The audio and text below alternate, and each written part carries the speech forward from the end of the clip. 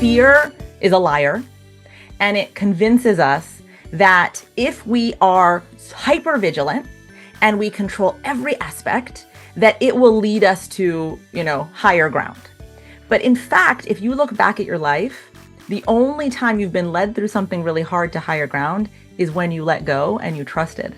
Welcome to the Happiness and Progress podcast. I'm your host, Danielle Craig. I'm an Emmy Award-winning journalist, international speaker, mom, wife, and you know what I like to say, just a person looking for more joy in the everyday. This is a space where you belong, not because you earned it, not because of your title, your paycheck, or number of kids you have, but just because you are human and you are good. Here we explore progress over perfection, emotional and spiritual wellness, and how to relish the good parts of life that coexist with the not so good parts. This is Happiness in Progress.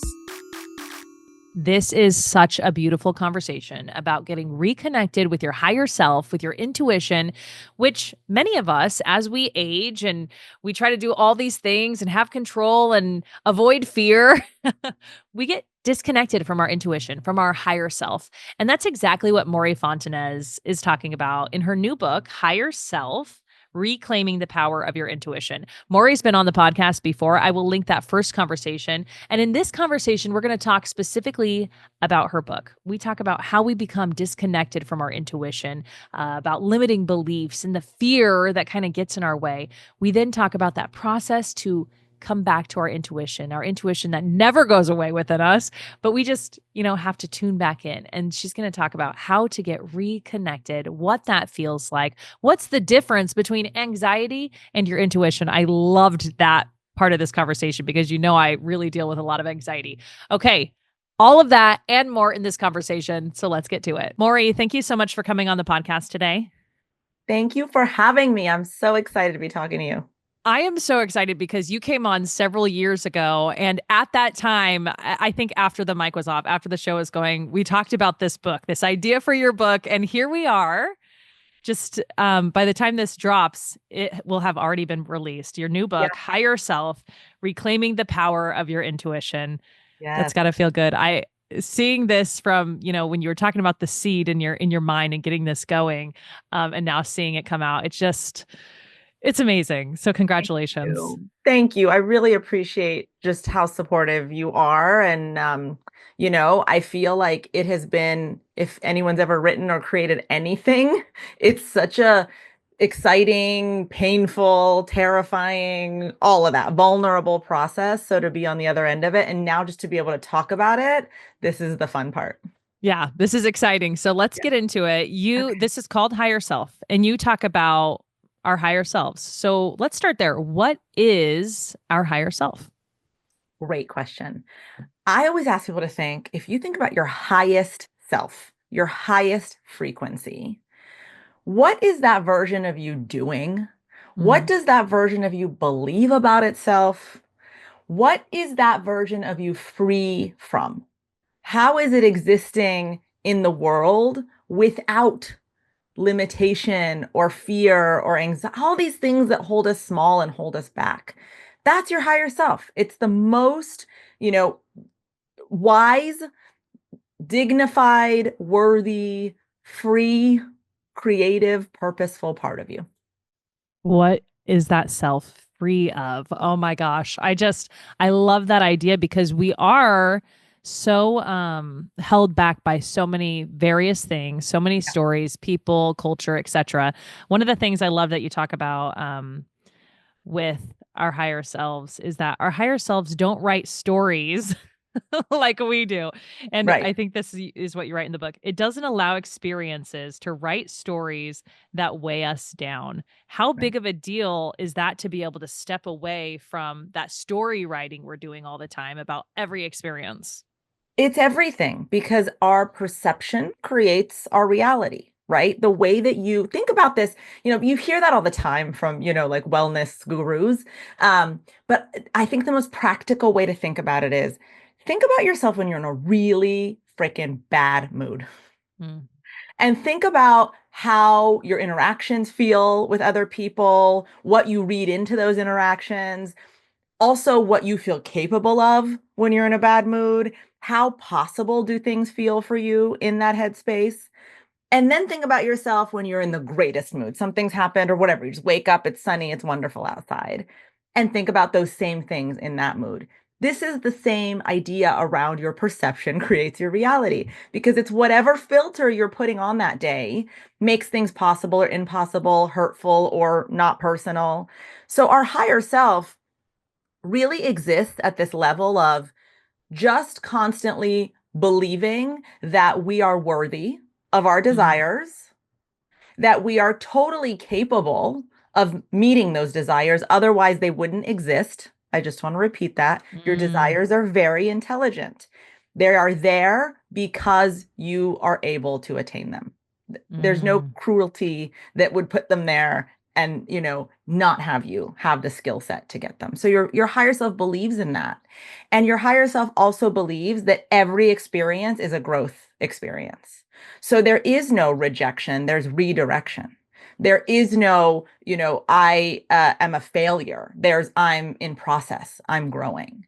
And so when I say higher self doesn't write stories, I mean it genuinely does not attach all these limited stories to what's happening to you. It's taking everything in and saying, all right, cool. How are we going to keep rolling with this and growing with this and getting closer to what we desire because we deserve it and we're capable of it? I think so many people want to feel all of those things, but it's hard when we've been so disconnected from our higher selves for so long. Yeah. So let's talk about that process of the reconnection. How do we get back there? And this is First, your whole book. This is this is the how to book. do it. This is the Yeah. manual. Yeah. Yeah. So read the book. No, I'm kidding. Um, Step 1. yeah, I think that I'll give you some of the tidbits. I think the book really is written as a journey for the reader, meaning that it starts with you as a baby. It follows you through childhood, into high school, into your first job, into love, relationships, and it shows you through your own journey how you were connected to your higher self, where you disconnected, why you disconnected, and how to reconnect.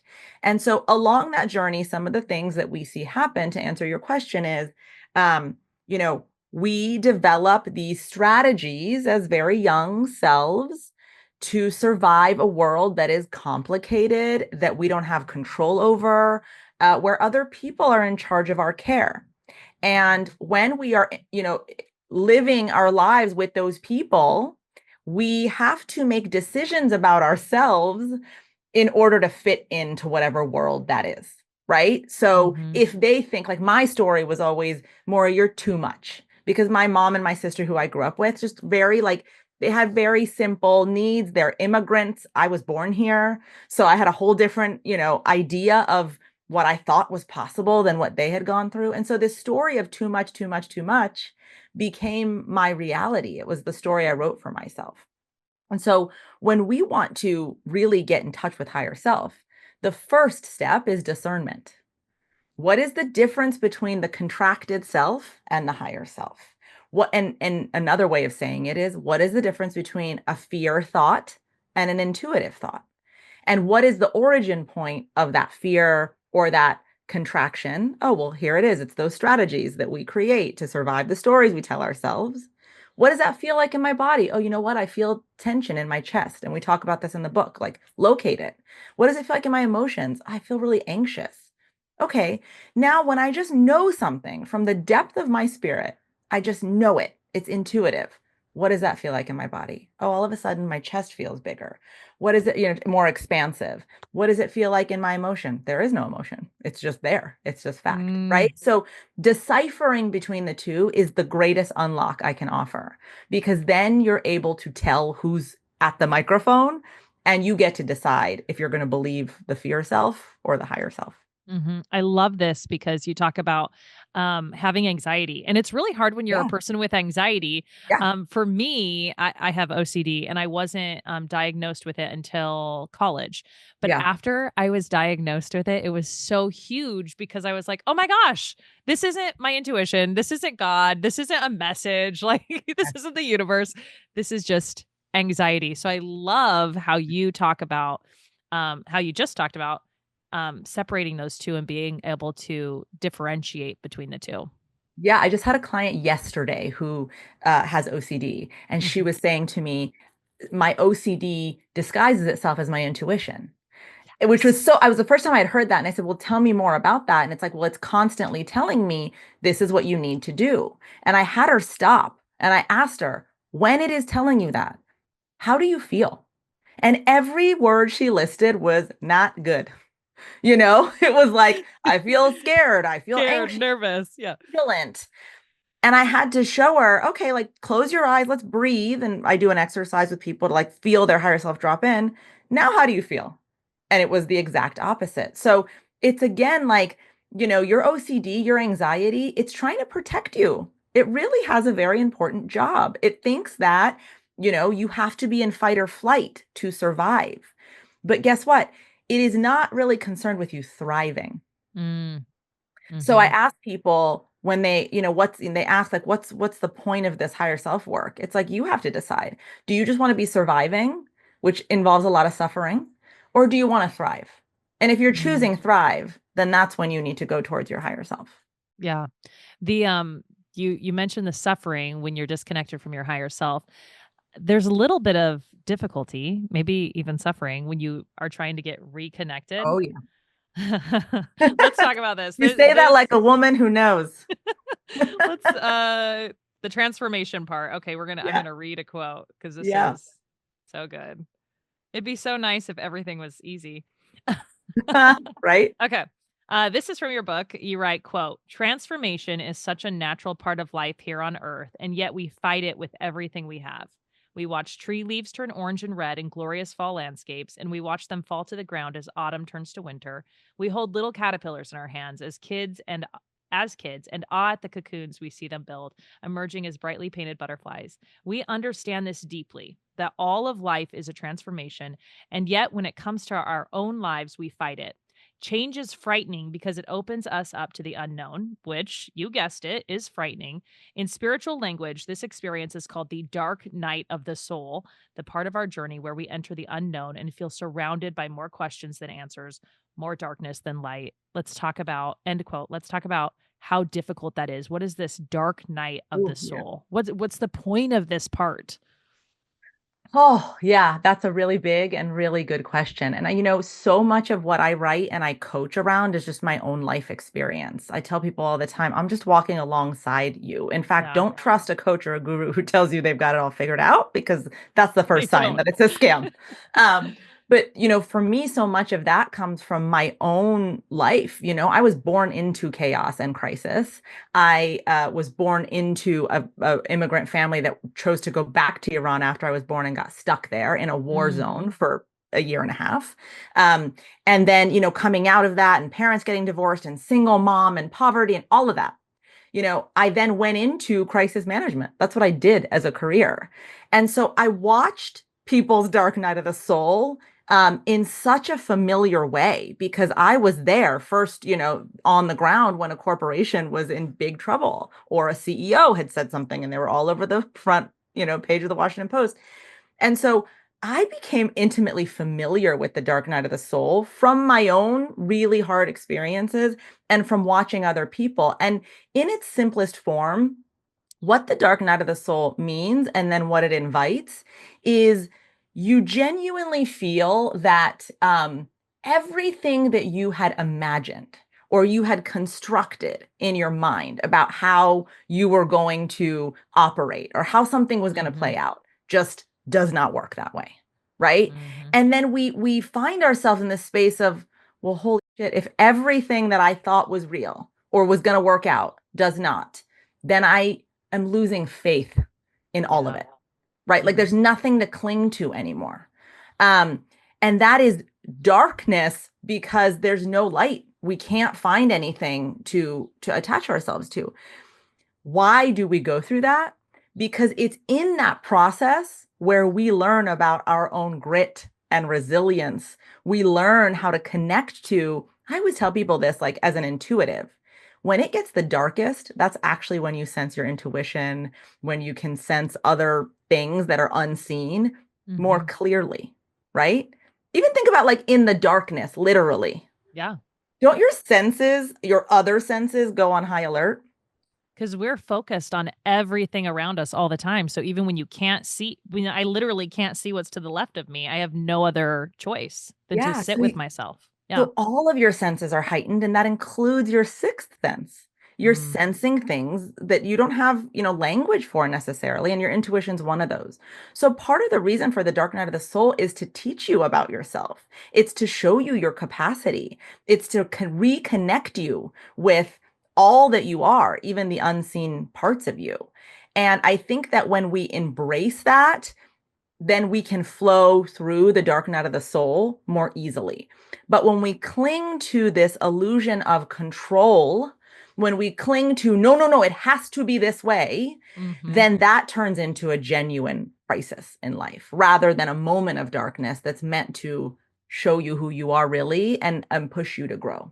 Yeah. What would be your advice to do that, to release the control and embrace this process? Yeah, I think that, for me at least and my clients, it's always been about what evidence do I have that um, clinging has worked in the past? What evidence do I have that because I decided I was going to be a vice president in this company and I just, no matter what, ignored all of the intuition, ignored all the signs that this company was draining my soul? Mm, Where did clinging help me here? And on the flip side, what evidence do I have that when I followed that knowing feeling, it just ended up better than I expected? mm, I think that fear is a liar, and it convinces us that if we are hyper vigilant and we control every aspect, that it will lead us to, higher ground. But in fact, if you look back at your life, the only time you've been led through something really hard to higher ground is when you let go and you trusted. mhm. So I always use evidence as an exercise. Find me the evidence. Prove to me that clinging is going to make it better for you in the end. And people can't.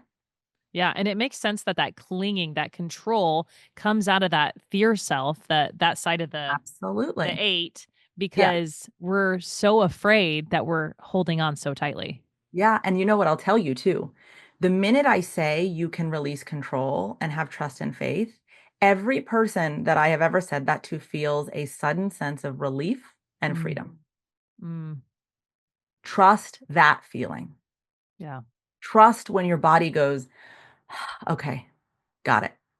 yeah. Because that is the truth, not the tightness. I love that.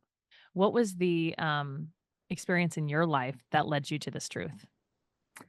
I will have to say, I mean, I was telling the story about doing this crisis management, and in the midst of this, I was in my first marriage, and it was not a marriage that was in my highest good. It was a very difficult marriage. We got married very young. We were both 25, and my ex-husband, to his credit, had always said, "I don't want to get married till I'm in my 30s. I want to know myself." But, talk about having a plan and clinging to it. I was like, hell no, because I by love I loved this part of the book because it's so A-type personality. Absolutely. It's like by 28, I'm having a baby. Then by 30, I'm having my second one. And guess what? I did that. I did that. He intuitively at 25 was like, I'm not going to be the husband or the father that I need to be. And he wasn't. He wasn't able to, really show up. In the book, I talk in a lot of detail about being married to someone who's struggling with addiction and trying to just work through his own demons. And that really, I paid a heavy price for that. Our home was not consistent. It was not something I could rely on. I never knew what was going to happen. And I had two babies. Well, at the moment that I really knew it, I had a 1.5-year-old and I was 8 months pregnant with my Mm, now 14-year-old son. And we had just gotten to another fight about unsafe behavior. And I was on the ground sobbing at 8 months pregnant. And he walked past me, he looked at me, and he kept on walking and left me there. mm, And in that moment, this voice just so loud broke through and said, "This does not have to be the way it is. And you know it. And if you wait any longer, your kids will suffer more." mm. It was so clear. And I tell people all the time, like when your intuition's speaking to you, it's not always delivering you daisies and puppies. It's telling you some real stuff, but not in a way that's scary. It came through so like it was like a fact. Yeah. And so then from that point on, for me, dark night of the soul, because then I had the baby. I had two little babies. It did not get easier. And I really had to come to this decision of you can hear your higher self. You can hear the path towards a better life. You have to be accountable to who you're going to listen to. Are you going to listen to the conditioning that tells you you need a nuclear family to be a success? Or are you going to listen to this higher self that's like, no, no, no, there's a better way. You don't have to suffer. And Mhm. I chose higher self. I'm so glad you did. I'm Thank so you. glad you chose higher self because that, like we've talked about, is not always an easy choice. Sometimes it No. is easier to just, actually there is so much suffering in it. But I think the problem is we build these lives Yeah. without our higher self involved. And then And you then have to we're let like, go. wow, Right. I'm not happy, but I did all of this. Why am I not happy? It's because Yeah. it didn't include that intuition. Yeah. But then you have And to so let you go of have to all let the go. parts of the life you built that didn't involve your higher self, like friendships, like Mm, cute little, family get-togethers in the suburbs, like, all those things that I no longer fit into that I wanted so badly, but I had done them on autopilot. Once higher yeah. self was in charge, I have to walk away from those things. And that's why I get that it's easier said than done, but that's why I say I never ask anyone to do anything I haven't done first. Yeah.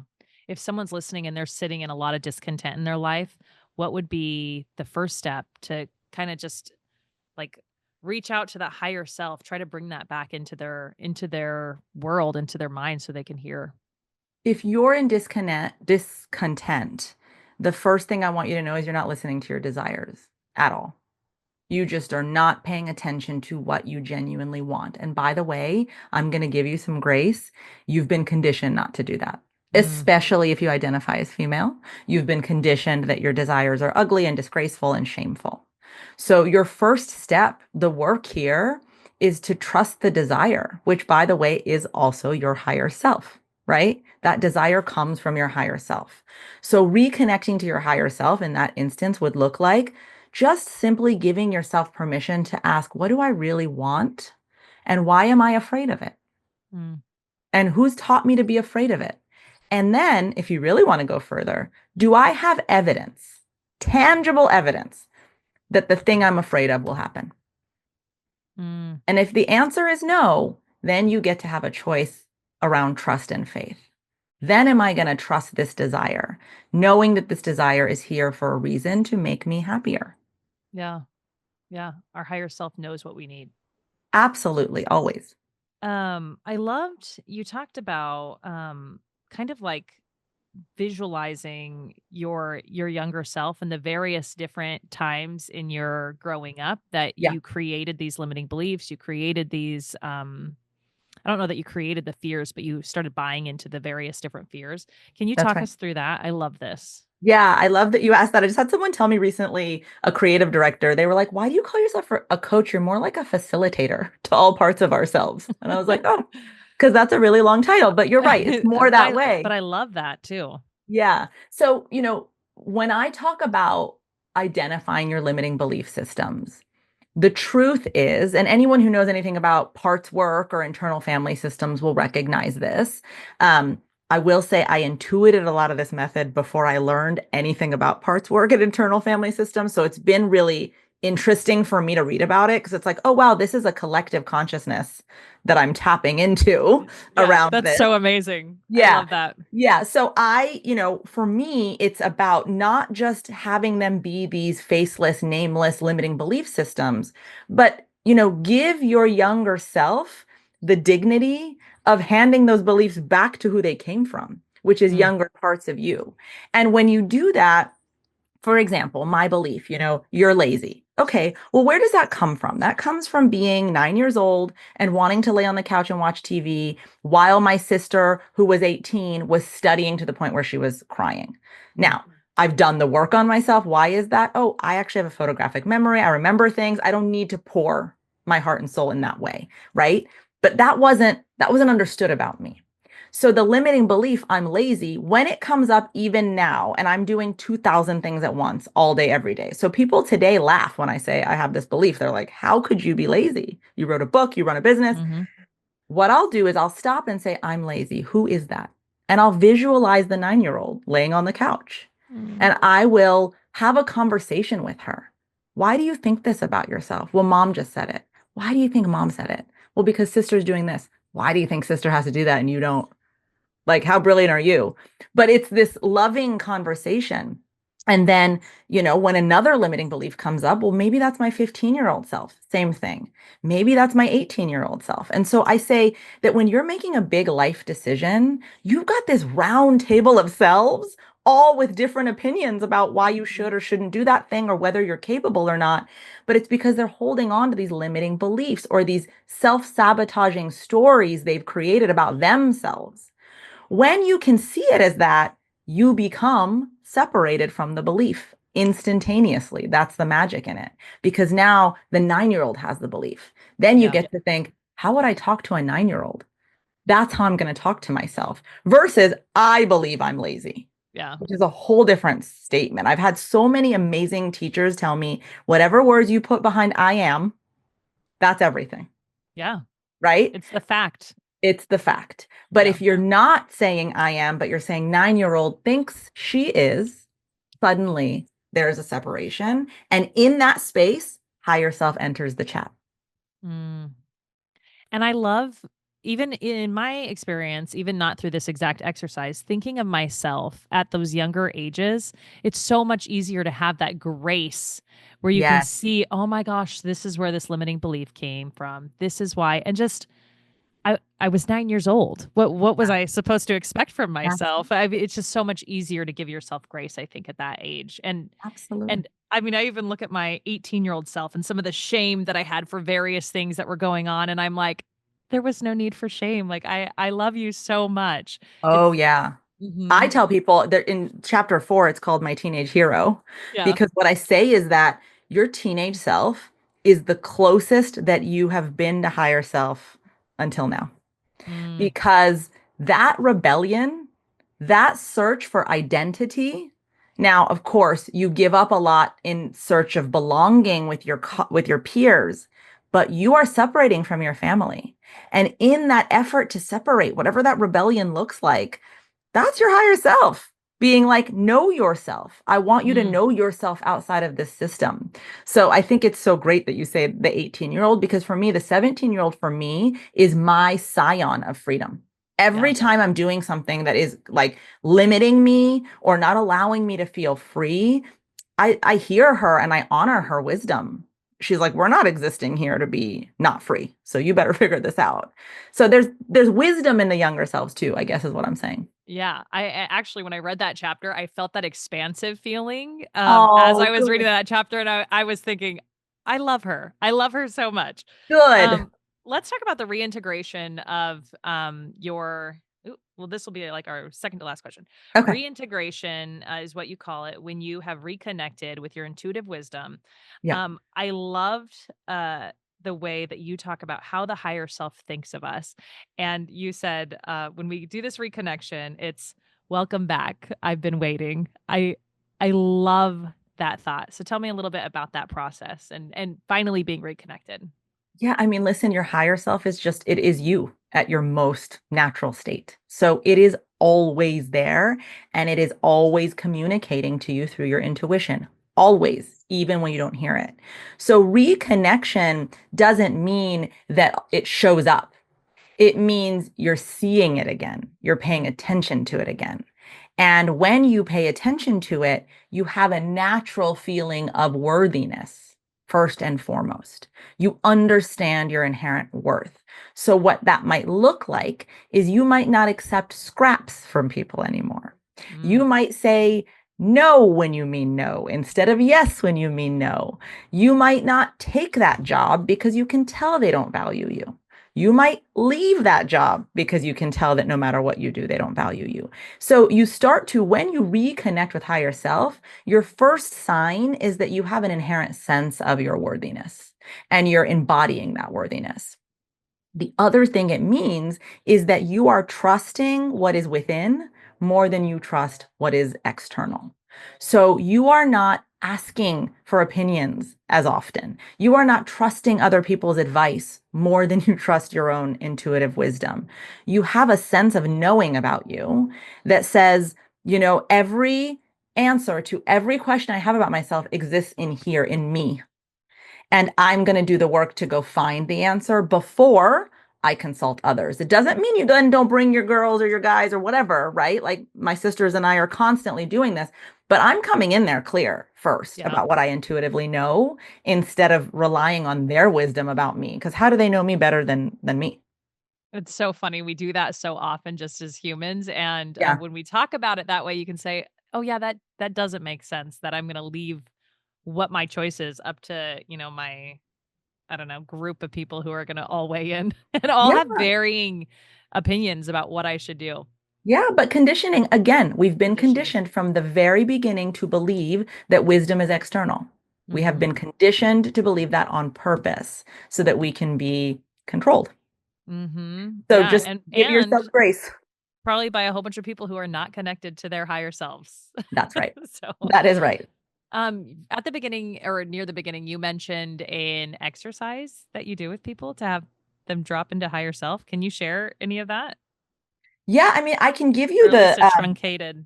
yeah, and you know what I'll do? Maybe we can work out getting the meditation that I do in your show notes. I'm happy to offer Oh, that yes. I would your love that. listeners. Yeah.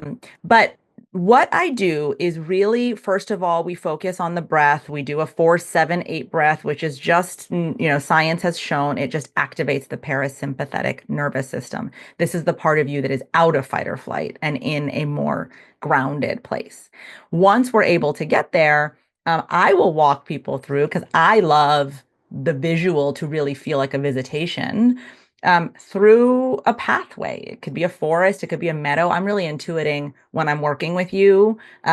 Your higher self is showing me where it is. Mm, So I'm just naming it. I'm verbalizing it. But in this meditation, I do a more generalized version, but we're walking through a path, we open a door, we enter another space, and we allow our consciousness to become aware of a deeply intuitive, ancient, resonant aspect of us.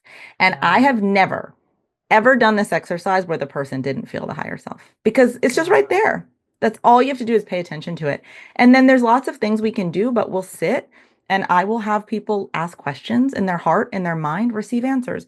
First response you get is always the answer. Don't overthink it. It's the first thing you feel. It could be a feeling, it could be an image that it's showing you, or it could be a thought that comes through, but just getting people to get in the practice of being in that dialogue. And then we always close with a gratitude practice, which is just thanking this aspect of you for pushing you towards your best life, even when you're not working with it.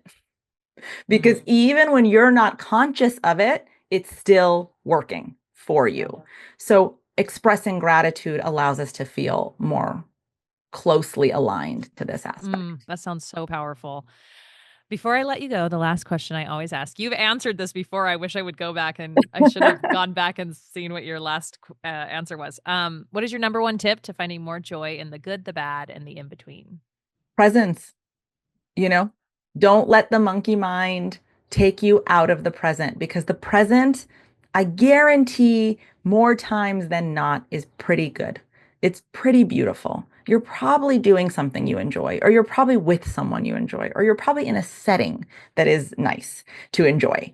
There's something in that moment that is full of joy. And you miss it when you're lost in thought about what's not happening, about what you're worried about. And I think the best advice I've ever gotten, which I tell people, is the answer, the solution is never in the worry. Mm. You just Oh, won't that's find it. good. Yep. Right? So what I do is I give myself permission when, because I also have lived with anxiety my whole life, is I'll say, "Oh, you're in worry. You don't get to think of the solution because you're Yeah. not going to find it." And then all of a sudden, it's like, "Oh, okay. Well, then what am I what am I What doing am here?" I worried about? Yeah. Yeah. Yeah. Oh, that's good. I'm gonna put that into practice right away. Good. Good. Yeah, I just think even just the aliveness of the present moment, it's beautiful. Yeah. It's amazing that we get to be here, and it's been amazing talking to you. Thank you so much for coming back on the podcast. And again, congratulations. I loved the book, and I think it is going to make a really big impact. Thank you. And I just want to say thank you for what you're putting out in the world. This frequency that you put out is so needed, especially right now. So just keep doing what you're doing because it's so necessary. Thank you so much. If you enjoyed this conversation, then Mory's book is for you. I have a link in show notes. Also, you'll find a link to some meditations. You'll be able to connect with her as well. I want to thank you for being here. Don't forget to press the subscribe button on your way out, and I will see you next time on Happiness in Progress.